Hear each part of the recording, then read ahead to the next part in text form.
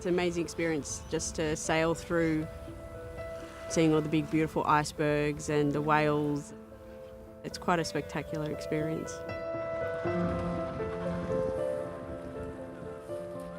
Off the tip of the Antarctic Peninsula, you'll find the Danger Islands.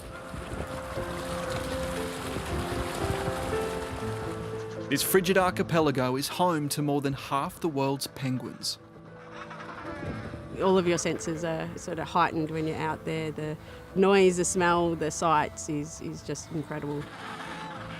Seasoned expeditioner Dr. Megan Dewar led a multinational surveillance mission here in March. We found an unusual mortality event in Adelie penguins, which we estimate to be around at least 2,000 to 3,000 healthy adults and Adelie penguin chicks. Test results are yet to confirm what disease killed those penguins.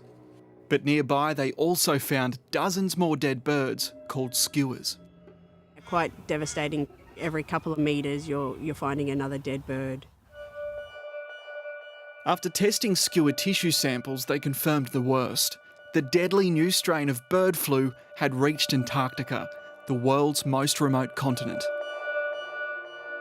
We're sort of in uncharted territory in a sense of this. It's sort of the first time this has happened, but it was something that, we predicted. It's incredible that the virus was able to travel that far with birds. Virus ecologist Dr. Michelle Villet has been tracking bird flu for years. So what's your theory for how it got from South America into Antarctica? We think there are actually two separate introduction events, one from South America to the Falklands, one from South America to South Georgia. And then as the season progressed, we started seeing kind of more and more cases coming down towards the Antarctic Peninsula. And the hypothesis is that it probably arrived with these birds called skuas, which are kind of like big brown seagulls. How long do you think it'll take to spread across the entire of Antarctica? I think that's something we definitely don't know the answer to. The most well-known strain of bird flu, H5N1, is incredibly contagious. The first major outbreak was in Hong Kong in the 1990s. Those with flu symptoms anxious to rule out bird flu, which has so far taken 4 lives. The pathogen moved slowly across Asia before spreading to Europe. This is the harsh reality of a mass cull in the face of bird flu. It hit Africa and then the Americas. The virus mutated again a few years ago, becoming even more deadly. That strain's killed tens of millions of animals and jumped species. South America has been, I would argue, a complete disaster, what's happened there. In Peru, at least 40% of the Peruvian pelicans there have died.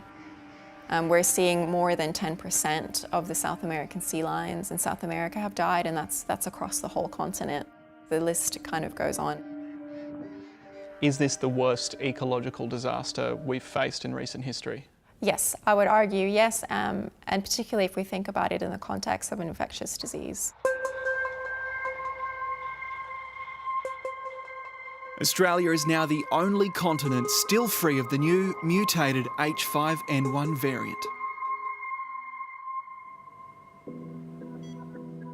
In Geelong, the Centre for Disease Preparedness is a world leader in zoonotic agents, viruses that can jump from animals to humans. So this is the virus growing in the salmonella? Scientists here are preparing for an avian outbreak as an inevitability. G'day, Frank. Welcome through. Thank you. Come this way. Thank you very much.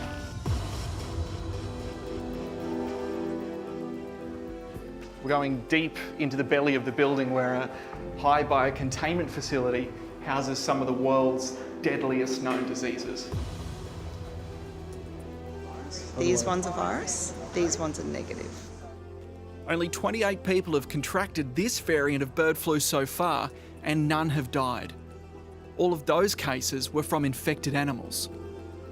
In this lab, they're growing the virus, researching how a vaccine might work if it started to spread between humans.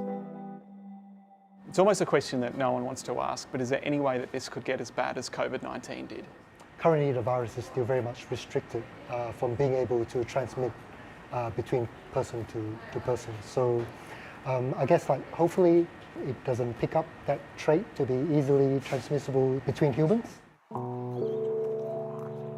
Yeah, so the current situation, there's been evidence of some spillback from infected dairy farms back into wild birds. Federal authorities are watching international developments with caution after a recent outbreak in dairy cattle in the US. So we need to prepare for animals beyond poultry, so both marine mammals as well as potentially some livestock species being infected. So we need to broaden our preparedness plans beyond poultry, which is what we're used to responding to previously. At the moment, you know, everybody knows it's a risk. Everybody's doing their biosecurity. Everybody's locking their gates. Australia's poultry farms are considered most at risk. I'm told biosecurity has never been tighter. So there's 3 or 4 chicken farms in here. You can see how well. He's got 1, 2, 3, 4. He's probably got 6 sheds there. So can we get on that farm to have a look?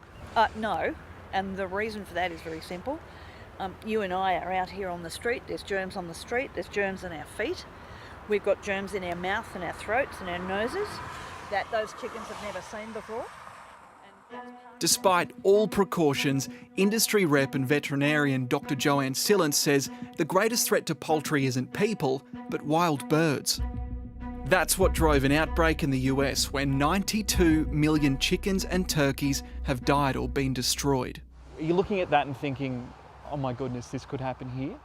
We really don't know which gene set we're going to get because this virus just keeps mixing and matching its genes. To coin a phrase, alert but not alarmed, and plenty of planning and sorting things out going on in case.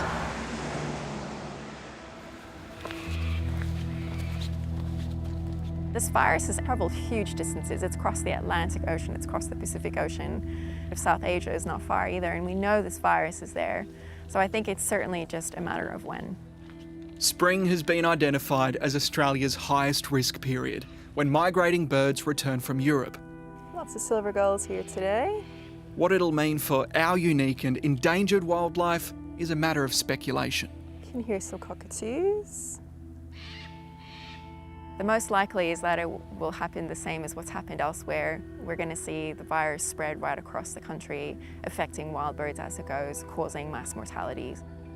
Admitting an outbreak is unavoidable doesn't mean the outlook is hopeless.